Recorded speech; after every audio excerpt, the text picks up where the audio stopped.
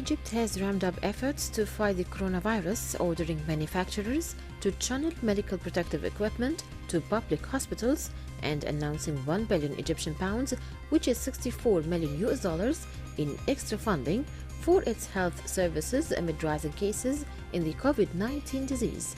The World Health Organization (WHO) has praised Egypt's efforts in fighting the pandemic, but has also said they can be scaled up in some areas. There are 2,000 beds allocated for COVID-19 treatment, half of which are in intensive care units and 600 with ventilators, while 400,000 test kits have been delivered. Britain's Prince Charles has hailed Saudi Arabia's efforts in tackling the global impact of the COVID-19 disease after the custodian of the two holy mosques chaired an extraordinary G20 virtual summit last week. The custodian of the two holy mosques, King Salman bin Abdulaziz Al Saud, made on Thursday a telephone call to Prince Charles, who has recently recovered after testing positive for the coronavirus. During their full conversation, they affirmed relations of friendship between Saudi Arabia and Britain. Iran said it only acts in self-defense after President Donald Trump warned it against attacks on U.S. troops in Iraq, as a new war of words heated up despite the coronavirus pandemic.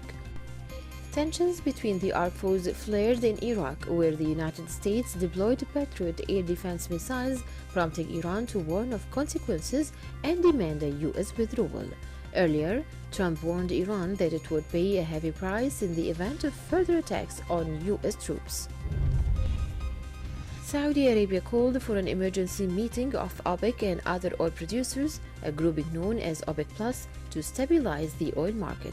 Riyadh called for the meeting, saying it wanted a fair oil agreement to stabilize the market. This invitation comes in line with the kingdom's constant efforts to support the global economy in this exceptional circumstance and in appreciation of U.S. President Donald Trump's request. Saudi Arabia imposed a 24-hour curfew in Mecca and Medina, extending measures to combat the coronavirus.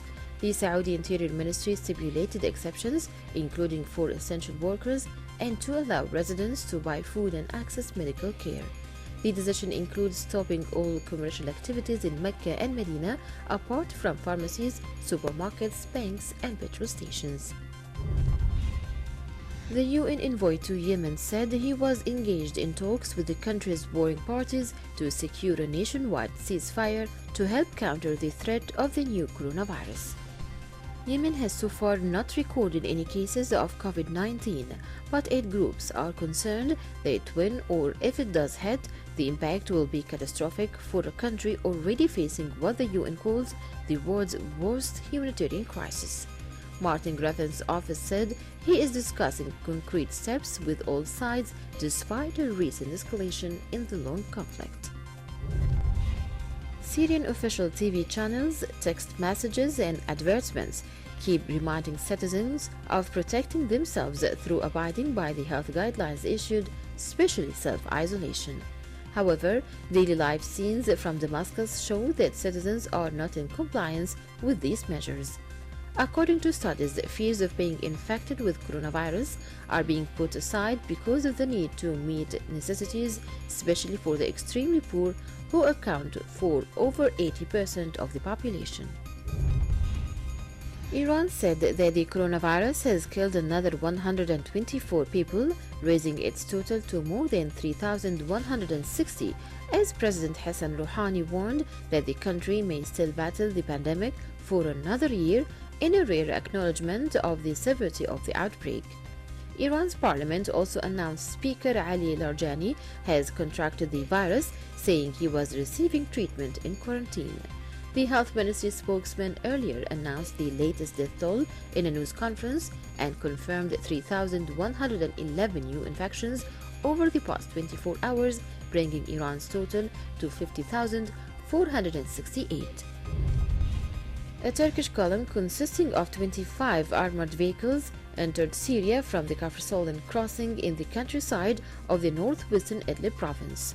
Since the start of the new ceasefire in line with last month's Moscow deal, 2,100 military vehicles, in addition to thousands of Turkish soldiers, have entered Syrian territories. The Syrian Observatory for Human Rights said that from February 2nd to date, the number of Turkish vehicles that arrived in the de-escalation zone rose to more than 5,515, carrying tanks, personal carriers, armored vehicles, and mobile bulletproof guard booths and military riders. Tunisia has proposed a UN Security Council resolution calling for urgent international action to curb the impact of the coronavirus pandemic, which it described as a threat to humanity. In bold terms, the draft resolution echoes UN Secretary General Antonio Guterres in calling for an immediate global humanitarian ceasefire. The draft says the pandemic is a threat to humanity and to international peace and security. Ethiopia has disregarded Egypt's repetitive warnings of taking unilateral procedures related to the Great Ethiopian Renaissance Dam, which Addis Ababa is constructing at the Nile River. The project raised Cairo's concerns that its share of the waters will be affected. Speaking on the occasion of the 9th anniversary of the dam, Ethiopian Prime Minister Abiy Ahmed said the filling will kick off during the rainy season despite coronavirus challenges. Tunisia's Energy and Mines Minister Mounji Marzouk revealed that he is undertaking official deliberations with his Algerian counterpart Mohamed Arkab to speed up the drafting and signing of a new gas deal. It's noteworthy that Algerian gas supplies 2/3 of Tunisia's consumption.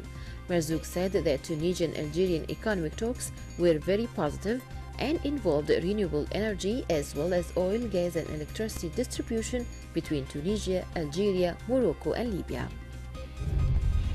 Egypt's Finance Minister Mohamed Maid said that President Abdel Fattah el-Sisi directed increasing monthly allowance of medical entrance at university hospitals from 400 to 2,020 Egyptian pounds. The decision will be applicable on the 2019 graduates of the Faculty of Medicine of universities across the country. In press statements, Maid said that 12,000 entrants will benefit from the decision in a bid to improve health services offered to the public nationwide. The ministry has already allocated £100 million to the Higher Council of University Hospitals to finance the new raise for these junior doctors. Egyptian Prime Minister Mustafa Madbouli said the world has recorded 1 million coronavirus COVID-19 cases, including around 850 cases in Egypt. This raises the official number announced by the Health Ministry on Wednesday evening by about 71 cases, making it the largest daily toll announced by the northeastern African country so far. Madbouli did not announce the number of deaths. However, the Egyptian Health Ministry announced 6 new deaths, bringing the total number of fatalities to 52. The number has likely increased. The Egyptian Ministry of Interior said preventive medicine teams have continued to sterilize all present facilities as part of the precautionary measures taken by the ministry over the novel coronavirus COVID-19. This comes as Egypt has so far recorded 779 coronavirus cases. However, no cases have been reported inside Egyptian prisons. In a statement, the ministry said that the sterilization process included external gates, interior corridors, visit spots, kitchens, libraries, literacy classrooms, hospitals, and clinics and jails. The Monetary Policy Committee of the Central Bank of Egypt decided to keep the deposit rate, overnight lending rate, and the rate of the main operation unchanged at 9.25%, 10.25%, and 9.75% respectively. Upon this decision, the discount rate was also kept unchanged at 9.75%. This decision comes as a part of actions and measures to curb the effect of the virus outbreak, extending the loan maturities for the major companies 6 months without any fines.